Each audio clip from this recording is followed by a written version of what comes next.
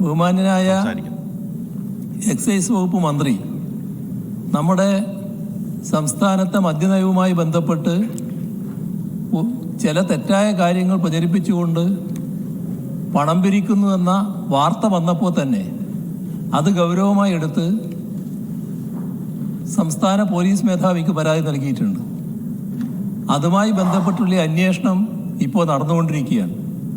ആ അന്വേഷണത്തിൻ്റെ ഭാഗമായി എന്തെല്ലാം കുറ്റകൃത്യങ്ങൾ കാണുന്നുണ്ടോ അതിൻ്റെ ഭാഗമായുള്ള മറ്റ് നടപടികളിലേക്ക് കടക്കും. കൂടുതൽ വിശദമായ അന്വേഷണം നടക്കേണ്ടത് ആ അന്വേഷണത്തിൻ്റെ ഭാഗമായിട്ടാണ്. ആ അന്വേഷണം ആരംഭിച്ചു കഴിഞ്ഞിട്ടുണ്ട്. ഒരു തരത്തിലുള്ള തടസ്സവും ആ അന്വേഷണത്തിനുണ്ടാവില്ല. അത് തടസ്സപ്പെടുത്തലാണോ ഉദ്ദേശം? അത് കണ്ടെത്തട്ടെ. ആ കണ്ടെത്തിയതിന് ശേഷം ആവശ്യമായ നടപടി സ്വീകരിക്കുന്നതാണ്. ഷീജയുണ്ട് വിശദാംശങ്ങൾ നൽകാൻ. ഷീജ, എന്തൊക്കെയാണ് നിയമസഭയിൽ മുഖ്യമന്ത്രി പറഞ്ഞത്? ബിനു, ഏതായാലും ബാർ വിഷയത്തിൽ ഊന്നിക്കൊണ്ടാണ് ഇന്നിപ്പോൾ പ്രതിപക്ഷം അടിയന്തര പ്രമേയത്തിന് നോട്ടീസ് നൽകിയിട്ടുണ്ടായിരുന്നത്. ഇതിൽ കൃത്യമായ രീതിയിൽ തന്നെ ആദ്യം തന്നെ മറുപടി പറഞ്ഞ എക്സൈസ് മന്ത്രി കാര്യങ്ങൾ വിശദീകരിച്ചു. പ്രത്യേകിച്ചും ഇതുമായി മദ്യനയവുമായി ബന്ധപ്പെട്ടുകൊണ്ട് ഒരു തരത്തിലുള്ള പ്രാഥമിക ചർച്ചകൾ പോലും ഇതുവരെയായി സംസ്ഥാനത്ത് ആരംഭിച്ചിട്ടില്ല, സർക്കാർ ആരംഭിച്ചിട്ടില്ല. പ്രത്യേകിച്ചും ഈ ജൂൺ മാസത്തിൽ 12, 13 തീയതികളിലായിട്ടാണ് ഇതിൻ്റെ പ്രാരംഭ ചർച്ചകൾക്ക് തുടക്കം കുറിക്കുന്നത് പോലും. പക്ഷേ അതിന് തന്നെ മുൻപ് വളരെ നേരത്തെ ഒരു മാസത്തോളമായി ഈ പുതിയ മദ്യനയവുമായി ബന്ധപ്പെട്ടുള്ള ചർച്ചകളാണ് ഇവിടെ നടക്കുന്നത്.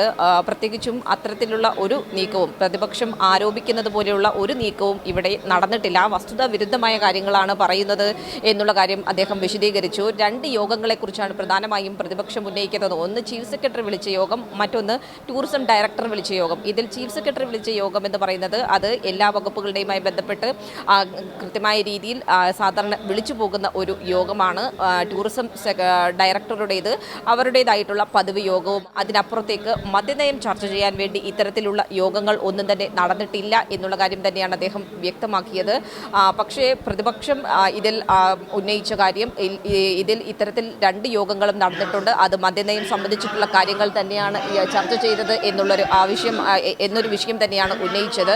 പക്ഷേ ഇതിൽ കൃത്യമായ രീതിയിൽ മന്ത്രി മറുപടി പറഞ്ഞു. അതിനുശേഷം ടൂറിസം വകുപ്പ് ഈ എക്സൈസ് വകുപ്പിനെ അട്ടിമറിക്കുന്നു, പ്രത്യേകിച്ചും എക്സൈസ് വകുപ്പിനെ ഹൈജാക്ക് ചെയ്യുന്നു എന്നുള്ളൊരു ആരോപണവും പ്രതിപക്ഷം ഉന്നയിച്ചു. അതിനും മന്ത്രി MP രാജേഷ് കൃത്യമായ രീതിയിൽ UDF സർക്കാരിൻ്റെ കാലത്തുള്ള കാര്യങ്ങൾ ഉദ്ധരിച്ചുകൊണ്ട് തന്നെ മറുപടി പറയുകയും ചെയ്തു. അതിനുശേഷവും ഈ അടിയന്തര പ്രമേയത്തിന് അവതരണാനുമതി നിഷേധിച്ചിട്ടും പ്രതിപക്ഷത്തിൻ്റെ പ്രതിഷേധം പിന്നീട് തുടങ്ങുകയായിരുന്നു. പ്രത്യേകിച്ചും പ്രതിപക്ഷ നേതാവ് ഇതിൽ ജുഡീഷ്യൽ അന്വേഷണം വേണം എന്ന് ആവശ്യപ്പെട്ടു. മുഖ്യമന്ത്രിയോട് ജുഡീഷ്യൽ അന്വേഷണത്തിന് തയ്യാറാണോ എന്ന് ചോദിക്കുന്നു.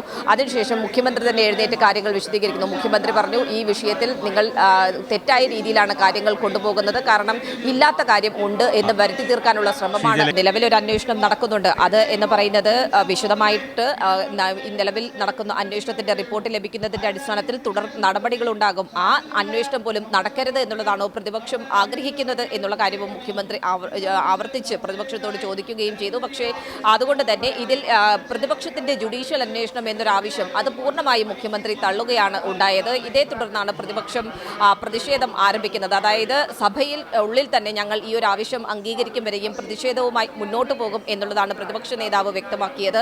അതിന്റെ അടിസ്ഥാനത്തിൽ പ്രതിപക്ഷം സഭയുടെ നടുത്തളത്തിൽ പ്രതിഷേധം തുടരുകയാണ്. ഇപ്പോഴും പ്രതിപക്ഷത്തിന്റെ പ്രതിഷേധം സഭയിൽ തുടർന്നുകൊണ്ടിരിക്കുകയാണ്. പക്ഷേ സഭാ നടപടികൾ ആ രീതിയിൽ തടസ്സപ്പെടാൻ പാടില്ല എന്നുള്ളതാണ് സ്പീക്കർ വ്യക്തമാക്കിയത്.